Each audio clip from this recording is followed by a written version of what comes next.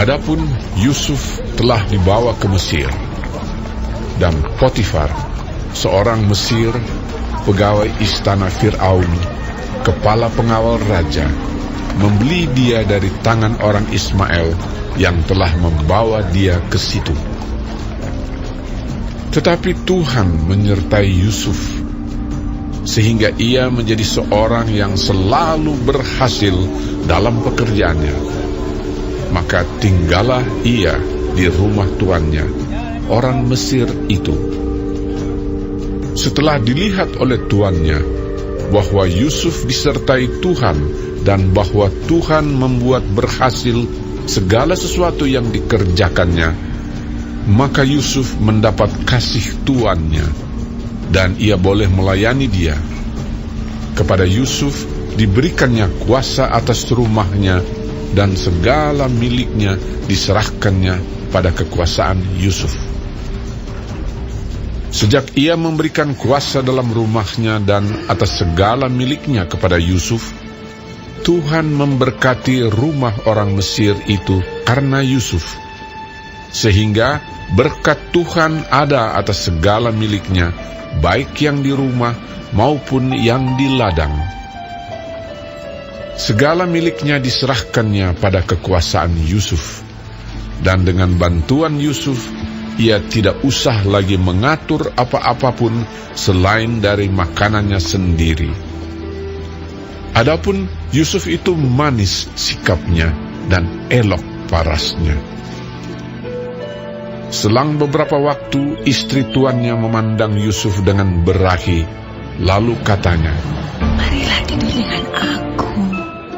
Tetapi Yusuf menolak dan berkata kepada istri tuannya itu, "Dengan bantuanku, tuanku itu tidak lagi mengatur apa yang ada di rumah ini, dan ia telah menyerahkan segala miliknya pada kekuasaanku. Bahkan di rumah ini, ia tidak lebih besar kuasanya daripadaku. Dan tiada yang tidak diserahkannya kepadaku selain daripada engkau, sebab engkau istrinya. Bagaimana mungkin aku melakukan kejahatan yang besar ini dan berbuat dosa terhadap Allah?" Walaupun dari hari ke hari perempuan itu membujuk Yusuf, Yusuf tidak mendengarkan bujukannya itu untuk tidur di sisinya dan bersetubuh dengan dia. Pada suatu hari, masuklah Yusuf ke dalam rumah untuk melakukan pekerjaannya. Sedang dari seisi rumah itu, seorang pun tidak ada di rumah. Lalu perempuan itu memegang baju Yusuf sambil berkata, "Marilah tidur dengan aku." Tetapi Yusuf meninggalkan bajunya di tangan perempuan itu dan lari keluar.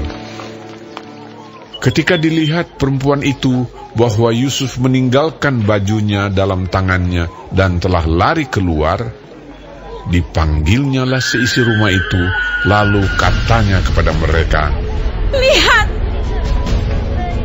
dibawanya kemari seorang Ibrani, supaya orang ini dapat mempermainkan kita.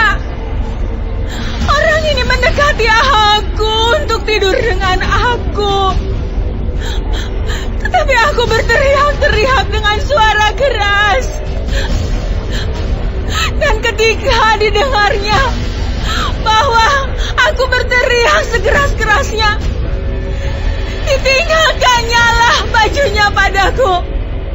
Lalu ia lari keluar." Juga ditaruhnya baju Yusuf itu di sisinya sampai tuan rumah pulang. Perkataan itu jugalah yang diceritakan perempuan itu kepada Potifar. Katanya, "Hamba orang Ibrani yang kau bawa kemari itu datang kepadaku untuk mempermainkan aku. Tetapi ketika aku berteriak sekeras-kerasnya, ditinggalkannya bajunya padaku. Lalu ia lari keluar." Baru saja didengar oleh tuannya perkataan yang diceritakan istrinya kepadanya. "Begini-begitulah aku diperlakukan oleh hambamu itu." Maka bangkitlah amarahnya. Lalu Yusuf ditangkap oleh tuannya dan dimasukkan ke dalam penjara, tempat tahanan-tahanan raja dikurung. Demikianlah Yusuf dipenjarakan di sana. Tetapi Tuhan menyertai Yusuf dan melimpahkan kasih setianya kepadanya, dan membuat Yusuf kesayangan bagi kepala penjara itu. Sebab itu kepala penjara mempercayakan semua tahanan dalam penjara itu kepada Yusuf, dan segala pekerjaan yang harus dilakukan di situ dialah yang mengurusnya.